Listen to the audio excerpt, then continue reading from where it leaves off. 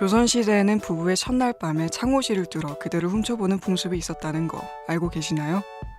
지금에 와서도 이는 여전히 호기심이라는 단어 아래에서 마냥 재미있는 일인 양 묘사되는데요.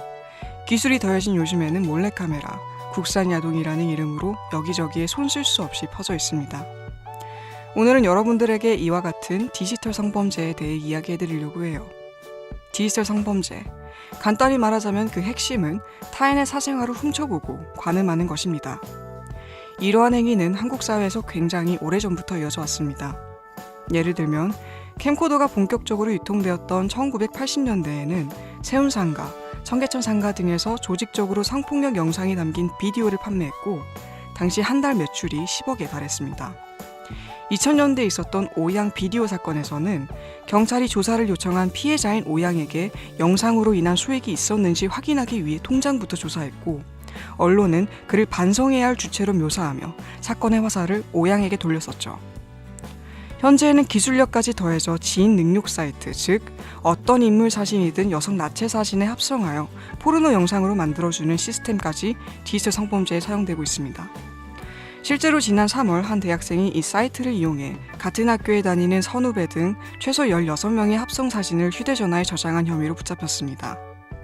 그러나 시간이 지나도 공통적으로 드러나는 것은 모두 이것이 범죄라는 사회적 인식이 부족해서 일어난 일들이라는 것입니다. 영상을 찍는 사람도 영상을 보는 사람도 모두 가해자이지만 그들은 익명 속에 숨어 평범하게 살아가고 있습니다. 이러한 사회적 구조 속에서 사건들은 계속 묵인되었고 인터넷에서는 디지털 성범죄가 그 손을 어디에든 뻗칠 수 있는 환경이 조성되어 왔습니다. 심지어 이러한 범죄 행위는 시간이 지날수록 다각화되고 있습니다. 동독여대로 추정되는 강의실에서 한 남성이 나체 상태로 음란 행위를 하는 사진과 동영상이 트위터에 올라온 일 또한 알고 계신가요? 이처럼 익명에 숨어 활동했던 과거와 달리 현재에 이르러서는 스스로를 드러내며 자신의 범법 행위를 공공연하게 과시하는 새로운 유형의 범죄까지 발생했죠. 그러나 사람들은 디지털 성범죄를 자신이 아닌 누군가의 개인적인 문제로만 여깁니다. 그러니 왜 바보같이 당하고만 있었어? 왜 그걸 찍게 놔뒀어? 그건 네 잘못 아니야? 하지만 이것은 정말 개인적인 문제일까요?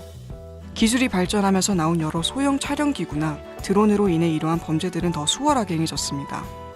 이렇게 만들어진 남성의 시각에서의 포르노는 일반인, 국산야동, 유출 등과 같이 잘못된 욕망의 범주로 자리 잡았고 이는 곧 성적 대상화로 이어졌습니다. 즉, 누구든지 이 문제에 대한 불안감을 언제든 가질 수 있는 반면에 누구든지 이러한 범죄를 범죄로 인식하지 않을 수 있게 됩니다. 이처럼 문제의 미해결은 존재만으로도 성적 대상이 되는 여성의 삶의 영구화를 의미하며 결국 이는 절대 개인의 문제가 아닌 구조적인 문제인 것입니다. 그럼 우린 어디에서 해결책을 찾을 수 있을까요? 강력한 처벌 또한 우리 사회에서는 꼭 필요한 요소이긴 하지만 처벌만을 강화하는 것은 문제 해결의 시작일 뿐 마무리가 될 수는 없습니다. 직장에서 만나는 동료의 외모를 아무렇지 않게 평가하고 지하철에서 곁에 앉은 여성의 특정 신체 부위를 힐끗거리는 시선을 반성하지 않은 채로 관련 사이트 몇 개를 폐쇄 조치하거나 초소형 카메라 구입자의 명단을 만드는 것만으로 시선의 폭력이 사라질 가능성은 없기 때문입니다. 훔쳐보는 시선의 일부만을 범죄와 불법의 영역에 묶어두고 다른 시선은 여전히 정상과 일반의 범죄에 남겨둔 채 묵인하게 된다면 다시 말해 몰래카메라 범죄만을 처단하고 여성의 몸을 보는 시선 자체를 문제 삼지 않는다면 유사한 형태의 폭력적 행위는 앞으로도 끊이질 않고 이어질 것입니다. 누구의 발언에 힘을 실어줄 것이고 누구의 편에 서서 함께 싸워줄 것인가? 여러분들은 어떻게 하시겠어요?